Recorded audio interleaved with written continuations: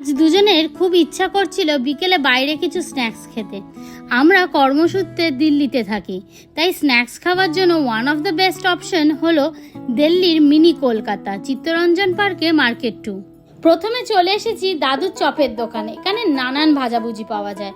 আর আজ আমরা নিয়েছি একটা ফিশ ফ্রাই আর একটা মাটন কাটলেট। ফিশ ফ্রাইটা পুরো মাছের ঠাসা থাকে আর ভীষণ ক্রিস্পি হয়, আর মাটন কাটলেটটার কোনো কথা হবে না, পুরো মাটন কিমার ঠাসা।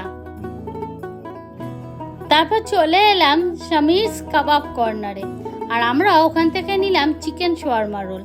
আমরা রোলের ভিতরে চাটনি আর মেয়ো দিয়ে খেতে বেশি প্রেফার করি, আর সেই অনুযায়ী বললাম। আর নো ডাউট প্রত্যেক বারের মতন দারুণ টেস্টি ছিল, আর স্টাফিংও খুব ভালো ছিল। এই মার্কেট 2তে আরও অনেক ভ্যারাইটি খাবার পাওয়া যায়। আর কি কি খেলাম জানতে পারবেন পার্ট 2তে, আর অবশ্যই আমাদের সাবস্ক্রাইব করবেন।